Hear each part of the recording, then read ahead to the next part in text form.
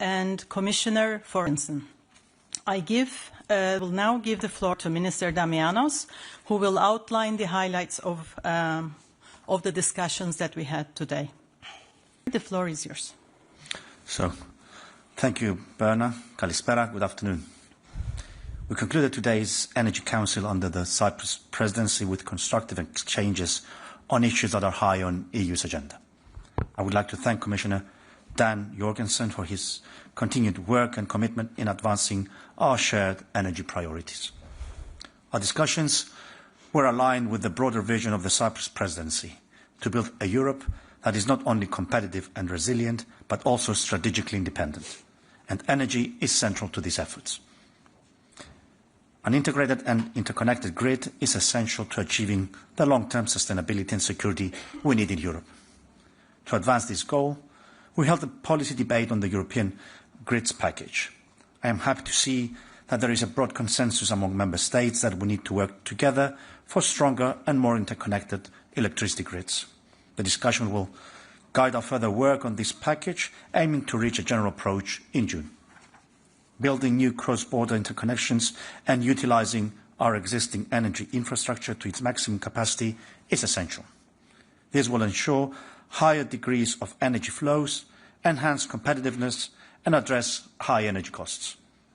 By enabling clean energy to flow seamlessly across borders, they support the electrification of industries and homes, boost our resilience against external energy shocks and ultimately contribute to the well-being of all Europeans. Energy affordability remains a key concern across Europe, even more so with discussions on the EU's competitiveness and the ongoing crisis in the Middle East.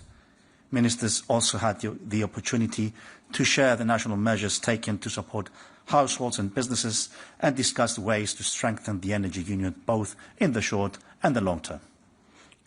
Accelerating the transition to renewables, electrification and energy infrastructure is the most sustainable approach to lowering energy costs while simultaneously strengthening Europe's competitiveness and autonomy.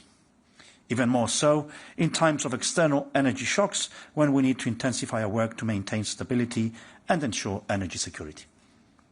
As we discussed the ongoing challenges, it was clear that the surge in energy prices due to recent geopolitical developments in the Middle East have increased concerns. These developments have further underscored the importance of building a more resilient and interconnected energy system across Europe. The energy transition of the EU requires €660 billion annually, yet current investments are only half that amount. Investments in clean energy generation, energy efficiency and decarbonisation are not just cost, but essential to Europe's energy resilience and industrial future. Public funds alone cannot close this gap. Therefore, mobilising private capital through stable, long-term financial instruments is critical. To bridge this investment gap, we must create a predictable regulatory framework, deploy targeted de-risking instruments and better connect private capital to energy projects. During our informal lunch, we discussed ways to mobilise significant investment, including on grids, hydrogen networks and nuclear capacity. With these investments, Europe risks falling behind global competitors. We also held an important exchange with ministers from Ukraine and Moldova. We strongly condemned the ongoing attacks on Ukraine's energy infrastructure and reaffirmed the European Union's steadfast solidarity and support to both Ukraine and Moldova, which represents an overarching horizontal priority of the Cyprus Presidency. We also discussed regional collaboration and mutual energy security, recognising the remarkable resilience of Ukraine and Moldova in the face of persistent geopolitical challenges and assaults on critical infrastructure. The solidarity and shared commitment demonstrated today are essential not only for maintaining regional stability, but also for learning valuable lessons from recent crises, ensuring we can face future challenges more efficiently. In conclusion, today's discussions reaffirmed our shared commitment to continue on our negotiations towards pragmatic and ambitious solutions that contribute to a stronger, more integrated energy union. A union that ensures clean energy, strengthens Europe's competitiveness, enhances our strategic autonomy and ultimately benefits all the people of Europe. Thank you. Thank you, Minister. Now I will give the floor to Commissioner Jorgensen. Thank you, and thank you, Minister. Good afternoon, everybody. The escalation in the Middle East and its consequences on energy prices is adding new pressure on our households and companies. We are looking at how we can reduce people's energy bills. This is our top priority. And there are a few principles I want to underline. First, we need to bring relief to those struggling the most. This is why we are working on immediate measures to help businesses and our most vulnerable citizens. Second, we also need to have emergency options in our pockets in case the situation worsens, because we need to be ready and protect our citizens and businesses. Third, we need to advance on the structural changes that can finally bring an end to our vulnerability, to our exposure to global volatile markets. This is why we are looking into all four components of the energy bill: the cost of energy itself, network charges, taxes and levies, and carbon costs. And our concrete answers are coming very soon for UCO later this week. So, exactly as we did in 2022, when Russia started its brutal war in Ukraine, we need to turn this difficult moment into an opportunity to step forward, to do better, to become stronger. The previous energy crisis allowed us to break free from a historic dependency, the one on Russian energy. Now, Europe faces again an existential choice: stay dependent on volatile global energy markets, or finally take control of our own energy future. And to me, the direction of travel has never been clearer, and it is one of independence. Now more than ever, it is the time to stay the course on our long-term strategy. Actually, to double down on it. Because if we really want Europe to stop being a passive price taker on the international markets, we need more homegrown clean energy. We need more and better grids. We need more interconnections. We need a well-functioning energy market. And we need to push electrification. So, I welcome the progress we made today on the grids package. We need a swift adaptation of this file. It is extremely important to lower energy prices, enable more price convergence across our member states, and decrease price volatility. Today we also held the Energy Ramstein for Ukraine. It follows our recent visit to Kiev, where we presented new measures to help Ukraine to go through this winter and start preparing for the next one. It is extremely important that we keep up our support. Ukraine's security is Europe's security, and our support will continue as long as is needed. Thank you. Thank you, Commissioner. Now we will open the floor for questions. I'll start from the front. John, would you like to? Hi there, John Ainger from Bloomberg News. Two questions for the Commissioner. You talk about the need to have emergency options in our back pockets and highlighted in particular carbon costs. I was just wondering to what extent you think that countries should be able to strip the carbon costs from the power price, and if there's a preferred way for that to be done. And just secondly, another emergency measure that emerged during the last energy crisis was on gas storage. We're leaving this heating season with storages less than 30% full, and the price signals in the market suggest it will be very difficult to fill that over the summer, especially the longer the crisis in Iran goes on. Do you think there needs to be more flexibility for member states than what was agreed last year? Thank you. So I'm not going today to present any of the concrete models, but I can say that what we are looking at is targeted and temporary solutions. We are very mindful not to risk undermining the more long-term strategic objectives of our union. It's very clear that the fact that we have a well-functioning price-setting mechanism, that we have a well-functioning ETS, that is at the core of what will in the end bring us independence and thereby lower prices. So any solutions that we present needs to be in line with those fundamental principles, and they need to be targeted on short term.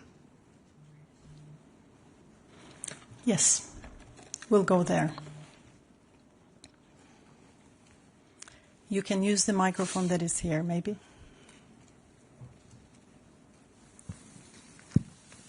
Hi, Philip Edosulvin with the Norwegian media Energi og Klima. Today the Swedish energy minister claimed that there has been a major change in Brussels on the grids package proposal to use congestion incomes to finance the building of new grids.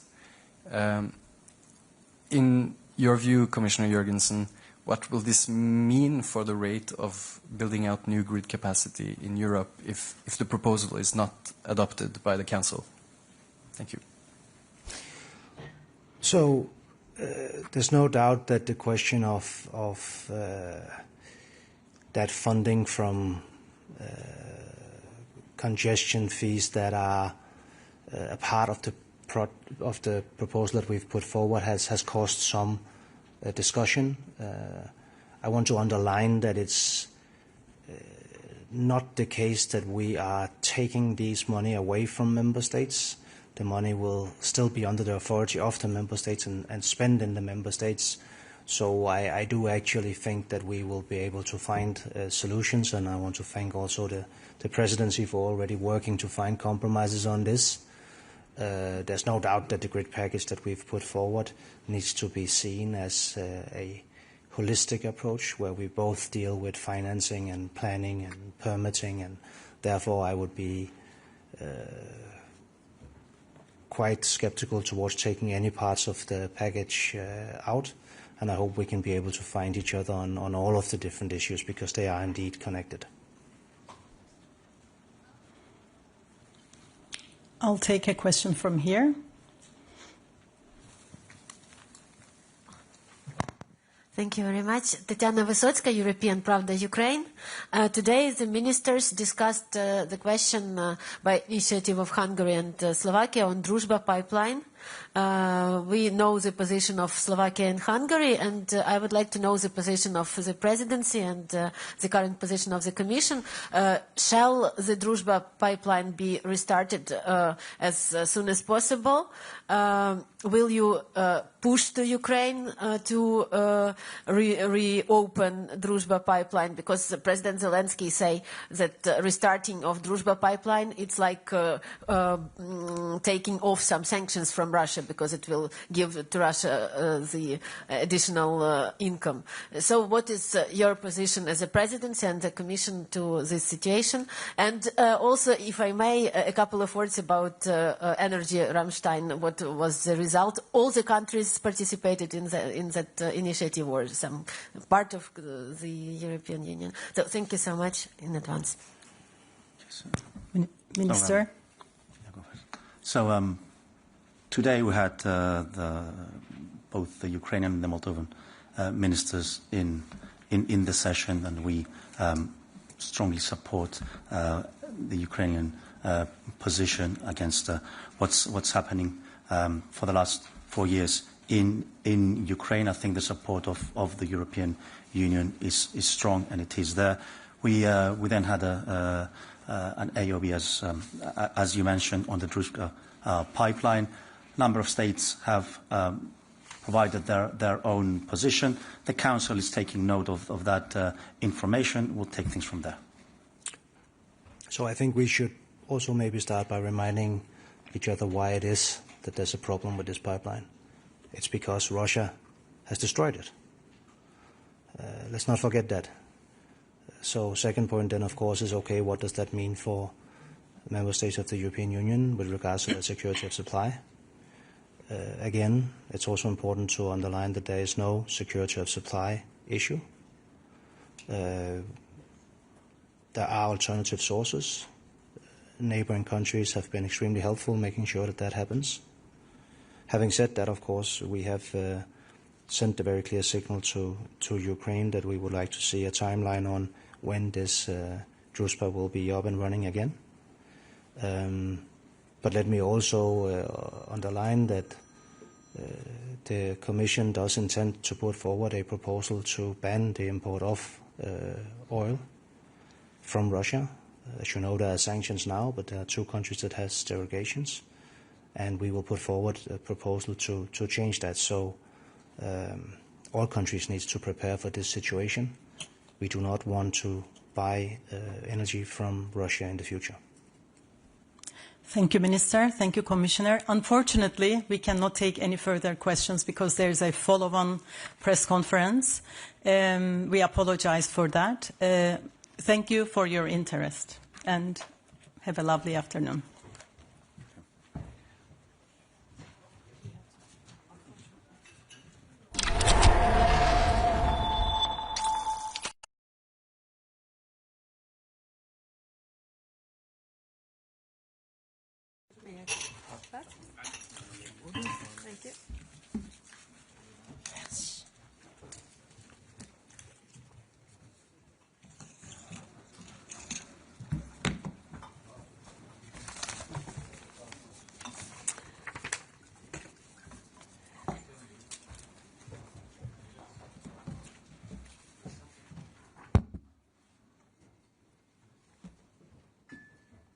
Thank you.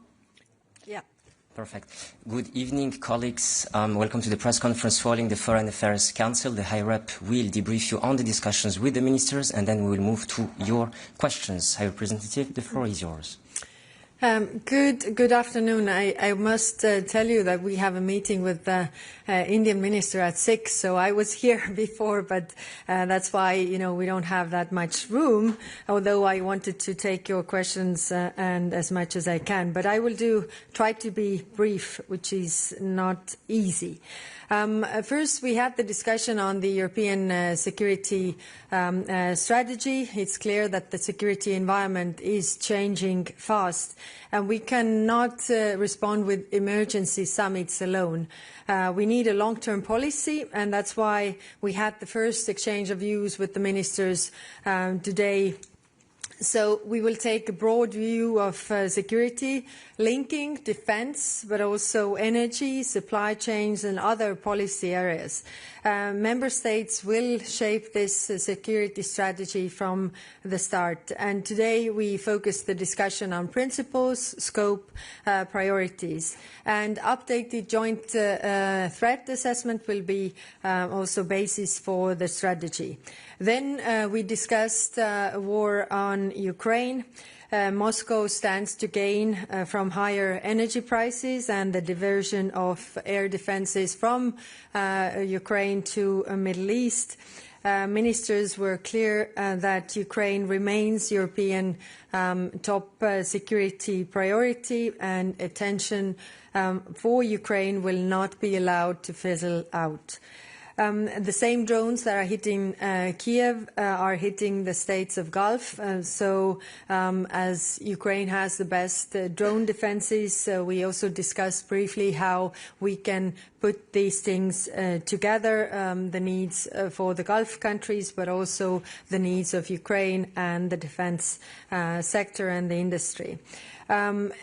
Russia keeps spilling the war over to its neighbors. Russian strikes on Ukrainian hydropower plant threaten to contaminate Moldova's water supply. We are supporting Moldova with equipment, aid and satellite imagery. Following the U.S. decision to ease sanctions on Russian oil, Europe will maintain sanctions and continue to move away from Russian fossil fuels. If we want this war to end, Moscow must have less money for the war, not more. Dialing up pressure on Russia's shadow fleet is one of the best tools we have. I commend France, Belgium and also Sweden for boarding and seizing falsely flagged tankers. It is time for the gloves to come off on Russia's shadow fleet. On EU side, the adoption of 20 sanctions package is long overdue. We discussed how to push this forward. The same goes for the 90 billion loan. Those who enable this war are also paying a price. Member states renewed sanctions on over 2,600 individuals, and today ministers also adopted new sanctions targeting those seeking to destabilize European Union. We also listed new entities in China and Iran responsible for the cyber attacks. Then we had the discussion and exchange of views with Foreign Minister of India. It was very timely because they are also very much affected by the war in the Middle East. We discussed broader terms, the world order, and also what more can we do to keep a world order that is based on some kind of rules. And also regarding, the freedom of navigation and how to keep the Strait of Hormuz open. And then we had the discussion on the Middle East. 2 weeks of war have degraded Iran's military capabilities, but also generated damaging security and economic shockwaves. Iran is now waging war on global economy.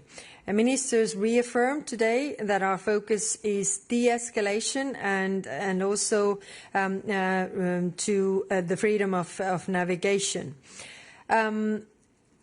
I also discussed with UN Secretary General Guterres and many others over the past days how to keep the Strait of Hormuz open. Europe has no interest in an open-ended war.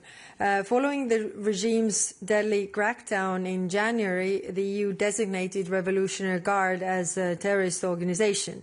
And today we imposed additional sanctions on those responsible for the violence.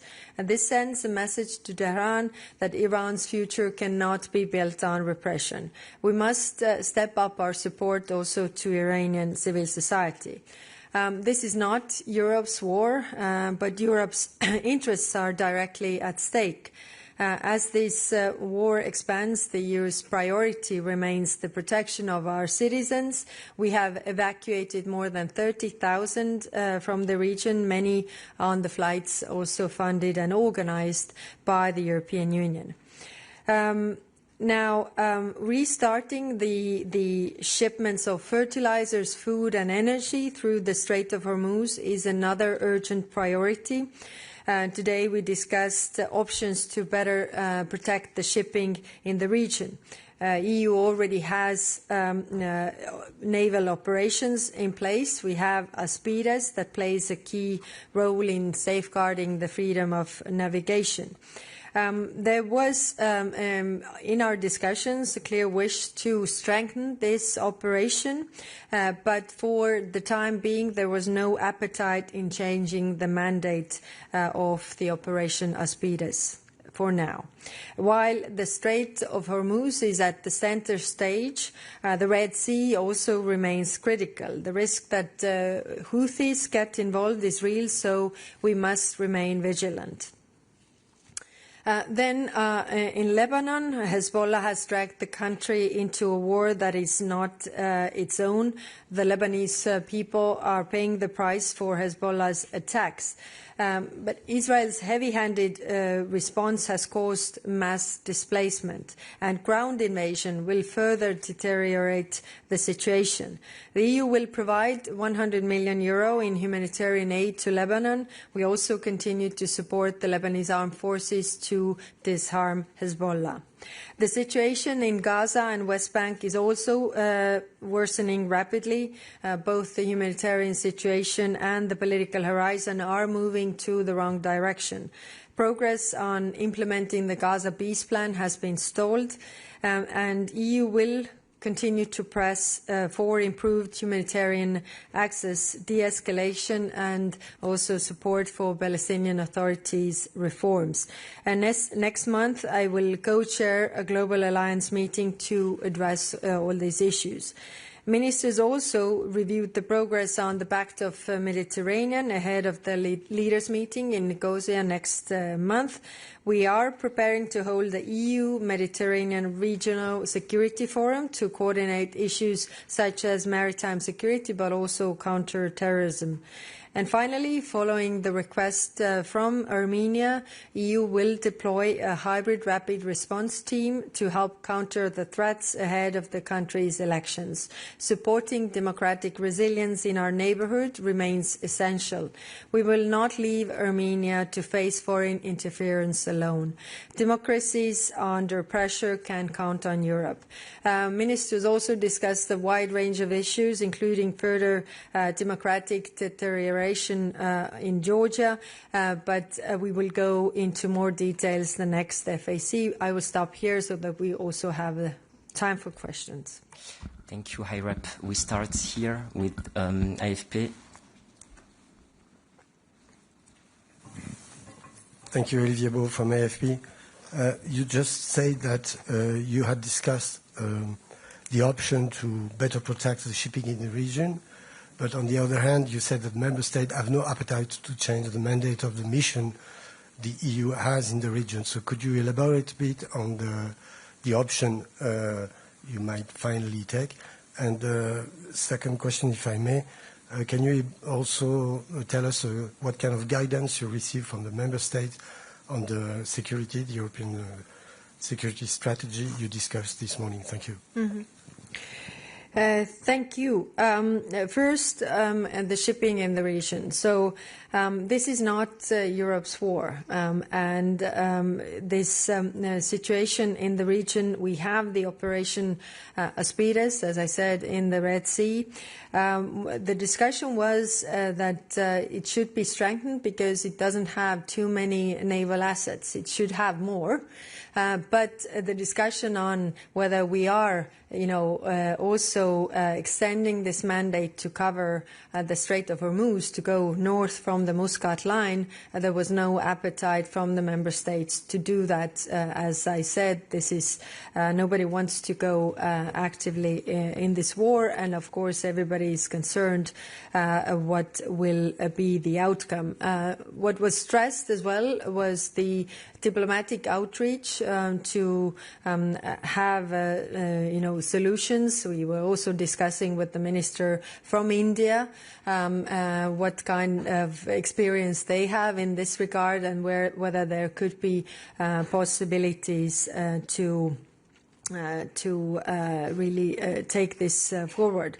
On the security strategy, I've already received a lot of non-papers from member states. I mean, member states were stressing what is important. What they were also saying is that we shouldn't duplicate already the documents we have in place. We should rather focus also on the implementation and address the new concerns that we have right now. So we are in a very, very initial phase of this work. So it was really a mapping exercise to listen from the member states what are their concerns, and I also encouraged all member states to come up with the papers. So if we have all of them, then we can take them all together and put this forward. What I want to see is that it's short and political, not covering all the aspects. But let's see what comes out. Over there, Noureddin. Nordin Fridi from Al Arabiya. Madam High Representative, I have a couple of questions, one on Iran, one on the West Bank. On West Bank, and in Gaza, the killing is ongoing. Yesterday, a family of 4 persons have been killed in their car in their way to buy things for the end of Ramadan. Among these 4 persons were just 2 children, and they were killed by the army. The killing is ongoing in Gaza. My question, don't you think that because you are not pressing enough Israel, and that this war is diverting the international attention, the European attention from the situation in West Bank and Gaza and in Iran, if you don't mind, the chair of the independent international fact-finding mission on Iran said this afternoon that the coalition drawn from her investigation is that the military action does not provide accountability, nor does it bring meaningful change in Iran. Instead, it is risking to intensify the domestic repression after the discussion, could you enlighten us what is the political objective? Is there any in this war, if you have got some conclusion on that in this meeting? Thank you. Thank you. Yes, it is true that this new war in the Middle East is diverting the attention away from what is happening in Gaza and the West Bank. And ministers also raised this issue because we see that, this momentum is used to, again, hinder the humanitarian access, humanitarian aid getting into Gaza. The second phase of the peace plan is totally stalled. So we have to keep this up, the attention there. And also the violent settlers, killing people without accountability, this is a major problem. And that's why there was also, again, this call that we have the sanctions on the violent settlers on the table. 26 countries want this, one is blocking. That is the sad reality that we have.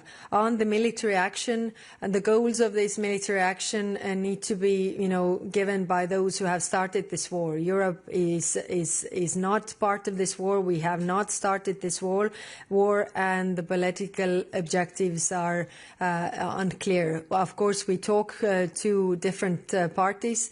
But, with wars, it's easy to start, very hard to stop. And also it gets very messy. It gets out of hand what we see right now in terms of the economic consequences. 20% of the world's energy, oil and gas, goes through the Strait of Hormuz. It's affecting Asia mostly.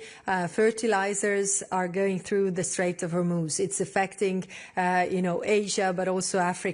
If we don't have fertilizers now, this year, we will have a famine next year. So it is a very, very big and war with many consequences, and that's why we are also reaching out to our partners how we can collectively really, convince the warring parties to stop. So we are working on that. Looking at the time, we'll have time for last question. Thomas. Thank you. Thomas Kutschka, Frankfurter Allgemeine Zeitung. While you were talking, Iranian Foreign Minister Arakchi said that the Straits is only closed for Iran's enemies. Could that be a basis for a diplomatic solution? Yes, this was also the discussion that we had with Foreign Minister of India. And as I said, we are working on the diplomatic solutions. Now, the problem is, of course, it's also there are so many players at stake when it comes to the shipping. You have the insurance companies who are also reading papers and saying that, there's a huge risk, so the prices go up. There's also the crews of the ships. So captain is eventually making the decisions whether the ship goes and takes this risk or not. So if they are not, assured enough, they are not putting their crews at risk. And nobody can force the crews to go to the dangerous situation. So, I don't think the saying, or let me put it this way, that you have to have, concrete, tangible results to show that now it is, peaceful and safe to go through. It's not only the assessment whether we are the enemies or we are not the enemies. It is very complicated, and definitely all the European support for a diplomatic solution. And we'll leave it there. Thank you, High Rep. Thank you very much. Have a lovely evening, and we stay in touch. Yeah, sorry for that. Yeah, thanks.